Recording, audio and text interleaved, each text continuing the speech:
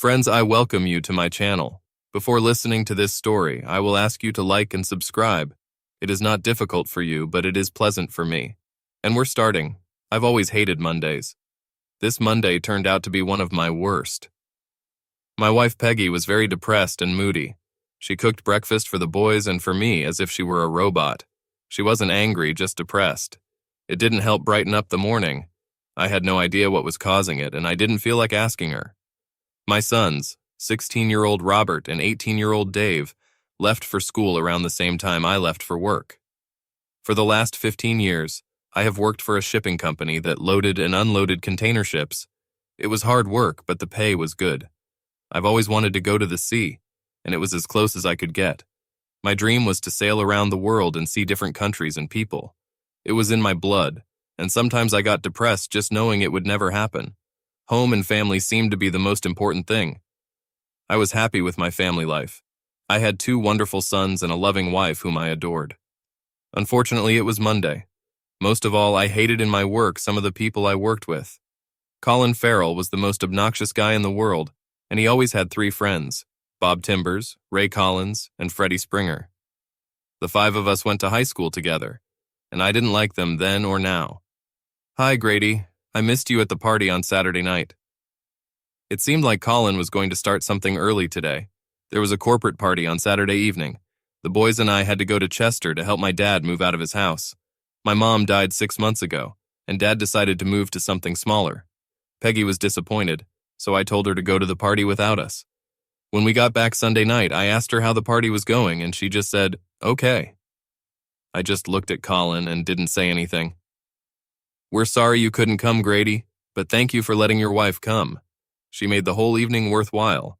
I found myself clenching my fists as I listened to his group of hyenas giggling like girls. They seemed to be joking about me to themselves. As I started to leave, Colin followed me and continued his taunts. "She's certainly turned into a beautiful creature since high school, Grady. You're lucky to have this opportunity to come home every night." I knew it was going to be a long day. The veins in my forehead began to swell, and I felt the tendons in my neck tighten. All my life, I've had to struggle to control my temper. I tried to leave again. I turned to face the group, and Colin threw something aside. It was red, soft, and it was a pair of panties. Peggy forgot them on Saturday. She might need them to go with the red bra she was wearing. The whole group burst out laughing. I stood and looked at them without raising my head. The red silk fell onto the concrete loading dock at my feet. I didn't make any attempts to pick it up. I suddenly realized that I had stopped breathing, and I felt the muscles of my stomach tighten. I was turning into a compressed spring of rage, ready to unwind at any moment. I could handle any of them without problems, but it would be difficult to handle all of them at once. At that moment, I didn't care. I started to move towards my tormentors when a huge hand grabbed my shoulder. Josh Hamilton, the dock supervisor, looked me in the eye and just nodded his head towards the main office. Nothing was said. I looked at the group with a hatred they had never seen before and followed Josh up the stairs. For some reason, they all stopped laughing and a worried expression appeared on their faces. Josh walked into Henry Clark's office and I sat across from Henry's secretary, Sally. "Grady, would you like a cup of coffee?" "No thanks. I'm too upset right now to hold a cup." I could see Josh and Henry talking through the glass partition. It seemed serious. "Sally, were you at the party on Saturday night?" She just nodded in the affirmative. "Can you tell me what the hell happened?" I have no idea what's going on. Peggy didn't say anything, and I didn't know what to do. "I don't have to say anything, Grady. This is something you should discuss with your wife. You were there, Sally. You saw what happened. Just give me a hint." Sally was rummaging through some papers on her desk, trying to figure out how she could get out of talking to me. "Please, Sally, I need to know." Peggy showed up at the party dressed stunningly. About an hour later, Colin started pouring drinks into her. She seemed to be having a good time. Colin whispered something to his company every time her drinks were refilled, and they all laughed. Finally, Peggy and Colin went into the back room. About half an hour later, Bob, Ray, and Freddie came out. We didn't see any of them for an hour, and then they all showed up again, laughing and joking. Peggy was smiling, but she looked terrible. Her hair and dress were disheveled. She and Colin left together about 10 minutes later. "Thank you, Sally. I didn't want to hear it, but it explains a lot." We sat in silence for another 10 minutes. Josh came out and nodded for me to come in. "Grady, I'm not happy about what happened this morning. Colin, Ray, Bob, and Freddie were given a week's leave without pay. I want you to take a 2-week vacation. Josh told me what happened on Saturday, and I assume this is the first time you've heard about it. I can't let anyone stay in the hospital. I don't believe this is all your fault, but I hope you'll sort it out before you get back. I will do everything in my power to help you get through this. Just ask. Now get out of here. I nodded my thanks to Henry and thanked Sally again as I left the office. Colin and his guys were nowhere in sight when I headed for the parking lot. I left my panties on the dock. I didn't go home. I went north in search of a place of refuge where I could get lost. I've had a lot of time to think about the past and the present. Peggy and I went to high school together. She was big, fat, sloppy, and not what you'd call attractive. She didn't know how to take care of herself or apply makeup. Her hair always looked like shit. She did not belong to any groups of her own and, in fact, was an outcast of society. Of course, that's what attracted me to her. I was 190 centimeters tall and weighed about 140 kilograms. I was big, but at the same time awkward, shy, and there was nothing to look at. I was too awkward to play any kind of sport. Colin Farrell was the complete opposite. He was good-looking, smooth-spoken, and athletic. I know it sounds silly, but there were rumors that the girls were trying to persuade Colin to invite them out so he could eat their cherries. He never had a steady girlfriend, but he never left without a date. I hated that guy. He was bragging about his victories, and the girls didn't seem to mind. Everyone except Peggy. Peggy tried to persuade Colin to invite her out. She wanted to be able to say that he was her first. Colin not only refused her, but also told the whole school about it. He said he only used girls and wasn't going to stoop low enough to use a pig. The kids at school thought it was a joke, but Peggy was crushed. I saw it as my chance to drive up to her. Since I had no idea how to take care of a girl, I just started acting friendly. Pretty soon we got close, and by the time we graduated from high school, we were a couple. I was the one who managed to use it. After graduating from high school, I got a job as a handyman at a construction site. After a few years, my flabbiness disappeared, and I turned into solid muscles and tendons. I was strong and coordinated. It was nice to stop being a running joke.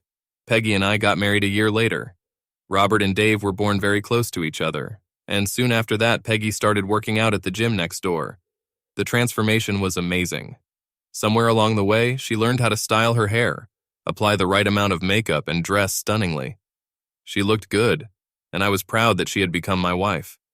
I loved her when she was a frog, and my reward was a princess. When I got a job on a loading dock, our whole life changed for the better right up to today. The A14 highway turned into A1, and I continued to reduce the number of kilometers. I knew where I was going, and it was only a matter of time. I thought about my 2 sons. They came from a large, powerful family and showed it. We made sure that they were both active and that they didn't turn into lumps like us. Dave was about 5 centimeters taller than Robert and slightly thinner. Robert had big palms. They were both in good physical shape and could take care of themselves. We taught them restraint and how important it is not to be bullies. They both had the same goal to go to sea. I think it was in their blood. I promised that I would help them with whatever they wanted to do. Peggy was a good mother and a wonderful wife. She kept a good house and didn't spend money on frivolous things. We had a great life, at least that's what I thought. I found myself on the M6 highway, still counting down the kilometers. The shadows were getting longer, and I hoped to arrive before dark. It was a 7-hour drive to Port Patrick, but it was the only place I wanted to be right now. I kept looking for the A75 highway and finally found it when the sun went down. The Duke's Duck had plenty of parking spaces at this time of year.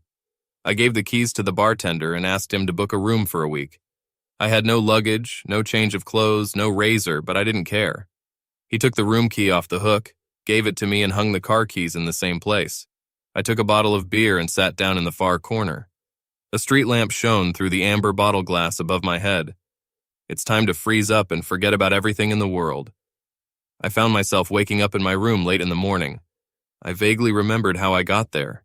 Usually one of the local regulars would help me up the stairs and put me on the bed. I never got under the sheets. I splashed some water on my face and took a couple of showers. I had to put on the same clothes again, so the shower didn't help much considering the smell. I started to grow a ferocious-looking beard. I've never allowed my facial hair to grow, and it was a little frustrating to see it in the state I was in. Every couple of days, they checked my credit card to keep track of account updates. I was wallowing in self-pity for a long time, and I was getting bored of it.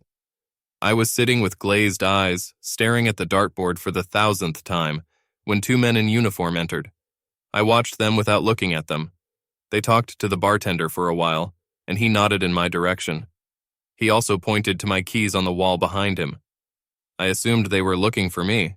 I was amazed at my own cleverness. They didn't even try to talk to me. For the next 2 hours, they just poured coffee into me. Grady Baxter, do you think you can talk to us? Did I do something wrong? We just need to talk. Are you ready? Can we go outside? The sun was shining, but everything was wet. The cobblestones in front of the pub were slippery, and I was in no hurry to cross to the dam. The whole street was going downhill, and I still felt a little tipsy. The cool air filled my lungs wonderfully. I don't smoke, but the air inside was so thick that the results were the same. I leaned over the granite sea wall and threw up. It was mostly liquid because I haven't eaten a lot of solid food in the last few days. My head began to clear, as did my eyes. My two companions waited patiently for me to come to my senses. I was starting to feel indebted for giving them so much trouble. The bench I was sitting on was wet, but I didn't care. How can I help you, gentlemen? First of all, we tried to find you since you have been missing for 10 days. Secondly, we are trying to find Colin Farrell, and we hope that you could help us. Well, you found me, so that part is solved. I haven't seen Colin Farrell since the day I arrived here. I suppose the bartender has already informed you that I haven't left the hotel since I checked in. I have no idea where Colin is, but I think I'll look for him when I get home. I chatted with them for about an hour. They had nothing to accuse me of, and after they made sure I was safe, they seemed only interested in talking about Colin. They found me, thinking that money had been debited from my credit card. I will remember not to make this mistake again if it ever happens again. I went down the hill and bought fresh clothes and a toothbrush. I decided that I would keep the beard for a while, even though I thought it looked like shit. After taking a last shower, I paid the bill and went home. I stopped 4 times on the way. Twice I managed to get something to eat, but mostly I was just trying to delay my arrival. Nothing pleasant awaited me at home. Although I wanted to see my boys, she was sitting on the couch. There was only one light on in the living room. She was looking at me with her hands folded in her lap, afraid to move. She seemed to be crying, but in the dim light it was hard to be sure. I went to get a beer, but the thought of it made me feel slightly sick, so I took a Coke instead. I sat down in the chair opposite her and waited for her to say something. The boys stayed with friends for the night. It was my idea so that we could have some free time to talk. Why didn't you tell me about this before I found out? I don't know. I must have been scared. With what? I wasn't sure what you'd think or do. I did something stupid and it backfired on me. Has it turned out? What the hell happened? You're not going to be mad at me, are you, Grady? I don't know. It would probably be better if you told the truth, but we'll have to wait and see. Grady, do you remember what Colin did to me in high school? Yes. I've been wanting to get even with him for this ever since it happened. Saturday night at the party seemed like the right time for me, so I set a trap for him. It doesn't sound like the story I've heard. Listen to me, Grady. As I said, it backfired on me. I dressed very well, and Colin started hitting on me. I let him think it worked, and he suggested we go back to the pantry.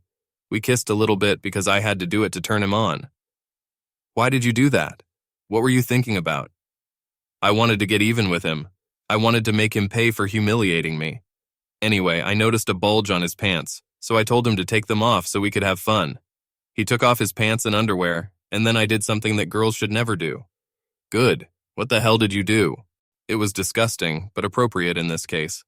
Go on. I pulled myself together and opened the door to leave. Bob, Ray, and Freddie were waiting outside the door. Apparently, Colin told them they would have a few seconds after he was done with me, and they waited patiently for their turn. I walked past them and, laughing, headed for the ladies' room. When I returned to the party, they were all standing around with big smiles on their faces. Obviously, they told all the other guys at the party that they were using me in the pantry. They said it to get even with me for humiliating Colin. I got upset and left. I heard that you left with Colin. That's not true. I went out alone and drove straight home. Did you leave your panties there for Colin? No, I just forgot them when I left. Why didn't you tell me? After they turned everything over, I was scared. I didn't know what to tell you. So you let me figure it out for myself in front of all my workmates. I felt like a fool, a cuckold. They were teasing me about what was going on, and I couldn't even answer because I didn't know anything. I had to find out from the secretary what happened, and her story doesn't quite match yours. She wasn't there. I was. I told you what happened. Damn it, Grady. I'm your wife. You have to stand up for me and support me. Peggy started crying and went into the kitchen. I sat with my Coke and watched as she leaned against the plastic table and cried quietly. I loved her more than anything in the world. She was the only girl I ever cared about. She fed me all sorts of nonsense and arranged plumbing work. Peggy had plans to save her marriage. Sally had no reason to lie to me. I felt the urge to start asking Peggy about every inconsistency in her story, but decided against it. I couldn't change what happened, and forcing Peggy to admit something she didn't want to do wouldn't have accomplished anything. I really wanted to know the truth, but I wasn't going to get it out of her. I decided that I would leave everything as it is and let her relax. I took another shower and climbed into bed with my wife. She put her head on my shoulder, whispered that she loved me, and we both fell asleep. I still had a few days left before it was time to get back to work. The boys were happy to see me, but they were a little aloof. I offered to go to London, which was quickly accepted. Peggy seemed happy that the men in her family were getting closer. On the way to London, I found out that both boys had been suspended for fighting, which is strictly forbidden in our family. Reluctantly, they explained that they were very annoyed by their mother's antics at the party, and they eventually decided to put an end to it. Several boys with chatty mouths were eventually left with broken teeth and black eyes. They hid the suspension from their mother, but asked me for an explanation about the party. I postponed it. We contacted the Maritime and Coast Guard Agency. I asked to submit 3 applications, and the guys were delighted. It took an hour to fill out all the forms. I had all the necessary documents, including birth records and passports. After each of us had a short interview, we were given medical forms that the doctor had to fill out. We had dinner at Wagamama and went home. It was decided that nothing would be said to their mother or friends. The medical examination was completed the next day, and all we had to do now was wait. I've always loved Peggy. She was the only girl I ever loved. She was the only girl I ever made love to. In fact, she was the only girl I've ever kissed. It was hard for me to believe that she had acted so lowly. I found her actions despicable and unforgivable. I was still willing to give her a chance if for some reason her story could be proven, but the chances were slim. At the end of that week, she hammered the last nail into her coffin. Peggy was very attentive. She tried never to mention anything about the party or any hints about anything related to the party. She never discussed my trip to Port Patrick. She did everything in her power to bring our lives back to the way they were. That night, she was very amorous in bed. She got up to move away from me, and we slept until morning. The next day at breakfast, I was struck by an incredible stupidity. Grady, I've been thinking I would like to have another child. Now I knew what the lovemaking session was about last night. You need a little background information to appreciate the stupidity of this comment. Peggy took birth control pills for several years after the boys were born. About 3 years ago, she started complaining about the side effects of the pills. I won't go into details, but she had all sorts of women's problems that were supposed to be caused by pills or aggravated by them. Anyway, she decided to stop taking them. We did not use any other contraceptives. Sometime later, I was in the doctor's office due to a cuff problem. I asked him about my circumcision, and 20 minutes later I was sterile. I never mentioned this to Peggy, and I didn't see the need for it. Peggy and I have been making love for the last 3 years. No pills, no condom, no diaphragm. Peggy never mentioned or questioned why she wasn't getting pregnant. Now she suddenly wanted to wave a magic wand and have a baby. Either she's extremely stupid or she thinks I'm extremely stupid. I looked at her in amazement. I think that would be great, honey.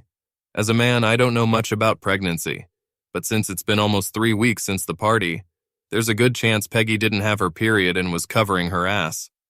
It shed a whole new light on things, so I decided to change my schedule. The boys returned to school, and I had the opportunity to talk to them for a while before they left. They seemed to understand my situation with their mother better than I did. I felt better knowing that I had their support, no matter what happened. I wasn't sure what would happen at that moment. I spent most of the day looking for Colin Farrell. He had to be somewhere. At lunchtime, I went to the docks and talked to Sally. Bob, Ray, and Freddie returned to work, but she had no idea what was going on with Colin. There were rumors that he was afraid that I would follow him, It didn't make sense because I was a peaceful guy. I avoided the work area so as not to run into any of my three enemies. That day, I stopped by a local lawyer and began to process the documents necessary for the divorce from Peggy. I didn't want to hurt her, but I didn't want to live with her anymore. The boys would soon be on their own, and I saw no reason to stay here. The only remaining problem I couldn't get rid of was the need to thank Colin and his boys for ruining my marriage. I know it was Peggy's fault in the first place, but I couldn't punish her. Her lovers would have to pay for their short-sightedness. Freddie Springer was married, but he always stopped by McMurray's for a bottle of beer before heading home. It was already getting dark when he went out the side door and walked along the building to his car, which was parked in the back. I surprised the hell out of him when I grabbed his left arm and twisted it behind his back. I slammed him into the wall at full speed and heard several bones break when his face hit a brick. His knees buckled a little, but I held his hand and started pounding on his kidneys with my right fist. As he sank lower, my fist began to beat higher, and I heard ribs crack. I must have hit him 20 times when his arm went weak at the shoulder joint. I threw it on the cobbles as a group of people were coming down the alley. No one chased me when I calmly walked up to my car and drove away. 2 hours later, I was sitting at the police station. Peggy had just put the house up for sale to get a deposit and was finishing paperwork. Alice Springer burst in, shouting that she wanted me to be locked up forever. They were able to keep her away from me, but she didn't shut up until Peggy talked to her. I do not know what Peggy said, but Alice looked at both of us like dirt and left. Robert and Dave took my car and drove me home, and Peggy followed them. The boys seemed proud of me, but I was careful not to say or do anything to encourage them. Freddie had a dislocated shoulder, a broken nose, 2 black eyes, and many internal injuries that they have not yet fully identified. 4 ribs were broken, but fortunately none of them pierced the lungs. My wife and I didn't talk about the problem when we got home. For the first time in 20 years, I slept on the couch, but I didn't mind. I got up early the next morning, trying to figure out what to do next. The Osaka Maru was unloading at Felixstowe. The captain, Jose Costa, was a nice man and was ready to take me on board when and if I received my documents. I promised to call him back later this week. On the way home, I stopped to refill the gas tank. As soon as I finished, I noticed that someone was rushing towards me. I turned around just as Ray Collins hit me on the left side with a 2x4 bar. The tree bounced off my left arm before breaking a couple of ribs. I squinted and bent over in pain. I remember trying to breathe in, but I couldn't. With my eyes closed, I saw bright white flashes, and then I felt my knees buckle. The wooden baton made a funny clanking sound, bouncing on the asphalt. Ray couldn't hold her after the blow. My right hand shot forward as I was falling and grabbed some flannel. I was able to turn to the left when I hit the ground with my right flannel fist. I felt how hard I landed on Ray's body. My eyes were still squeezed shut, trying to block out the pain in my left side. I couldn't move my left arm. I acted on instinct when my right hand started flailing up and down. I do not know what I crashed into, but as long as it was not asphalt, everything was fine. Both sides of my body worked independently of each other. While my left side was shrinking in search of protection, my right side was attacking everything it could find. At first, Ray squirmed under me, trying to free himself, but after a few seconds, he was motionless. I didn't stop hitting him until some customers pulled me away. I still couldn't get enough air in, and it hurt like hell. One of the doctors gave me an injection, and I slept all the way to the hospital. I woke up a few hours later with a bandage on my left arm and my body tightly taped. I was able to breathe, but with caution. Peggy was there and didn't look happy. Damn it, Grady. What do you think you're doing? You're making a hell of a fuss about this little problem at the party. I'm sorry, honey, I didn't do anything. Why did your boyfriend attack me with a baton? And what do you mean by a little problem at the party? Either I'll get a better explanation of what happened that Saturday, or I'll keep talking to people. You're not talking. You track them down and beat them up. I smiled broadly at her. Why would I want to do something like that? Stop acting like a bully and stop calling them my boyfriends. Peggy walked out the door just as the doctor came in. I was more bruised than broken. Ray was swinging this tree like a little boy. My arm just hurt, and the cracks in my ribs were superficial. I only had pain and breathing problems from falling. Early the next morning, Robert and Dave came and picked me up. They were grinning from ear to ear, and I told them to stop it. Ray, on the other hand, was in bad shape. He will eat through a straw for about a month until his jaw heals, and it will take at least a week for the swelling on his face to subside. One accidental blow still broke his left collarbone. Of course, all the punches were accidental because at that moment I had no idea what I was hitting. No charges were filed against me because several people testified that Ray attacked me first. I had to call work and take another week off, this time due to illness. I talked to Sally for a while and she told me that Bob Timbers had quit his job and his last paycheck had been sent to his brother's house in Aberdeen. They still had no idea where Colin was. Peggy and I didn't communicate very well. Now I slept on the couch every night. I was able to remove the bandage from my arm pretty quickly, but my ribs were still a little sore. At least I could move and breathe normally. The Osaka Maru sailed in 4 days. I stopped by to see my lawyer. The divorce papers were ready, so I told him to file them in 4 days. I left everything to Peggy. She would have got the house, but the mortgage company would have taken it away if I hadn't posted the deposit. I wouldn't care. I have attached a copy of the vasectomy report to the divorce papers. I made a few phone calls to friends in Scotland and spent some time at the gym trying to recover from the effects of the baton. Henry Clark was not happy about my departure and agreed to keep my departure a secret for as long as he could. I asked him to look after my boys if necessary. Peggy stopped going to the gym and the house was in chaos. The laundry was on the wane and the general look of the whole place was going haywire. The dishes were hastily prepared and the conversation was not too lively. I swear it looked like she had gained weight again. The whole world went to hell in 4 weeks. The next day, the boys handed me my set of documents on maritime affairs. I've never seen them so happy. All 3 of us were ready to go. I told them to wait and finish this school year before making any decisions. I don't think they listened to me. I returned to the Osaka Maru and took care of everything I had to do. The quartermaster gave me a list of things I had to take before sailing the next morning. I packed up my gear and checked into my cabin on board, and then left the ship for the last time. Robert had left his Triumph Bonneville 750 parked at the end of the dock.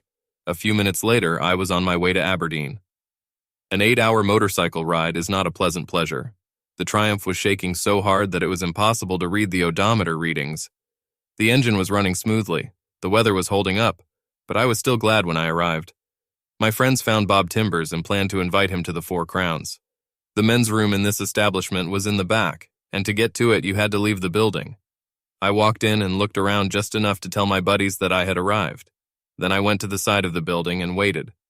The first 2 guys were local, but then Bob came out. I heard the door close behind him as he went to the bathroom. I grabbed his right arm like Freddy and pressed his head against the stone wall of the building as I walked down the alley. While I was walking, his whole face was scratching the stone and he stumbled. I walked about 15 meters and threw him against the wall. He was half moaning, half crying in pain. In the dim light of the street lamp, I could see that his right eye socket was covered with blood. There was a cheekbone under the eye, and the whole side of the face was one big abrasion. "Don't kill me, Grady. Please don't kill me. I'm sorry. I'm sorry. I had no intention of killing him, but I decided there was no point in telling him about it. I'll give you a choice, Bob. Tell me the truth about everything that happened at the party, and I'll let you live. Lie to me, and you'll die." All right. I'm in a lot of pain, Grady. Tell me, damn it, and I'll get you a doctor. When Peggy came to the party without you, Colin was thrilled. She looked really good, Grady, honestly. She was dressed up and looked like she wanted to have fun. Colin started loading her up with drinks and told us we could use her after him. We didn't think he could handle it. After a while, he took her to the pantry and we followed him. Are you sure you want to hear this, Grady? Yes, go on.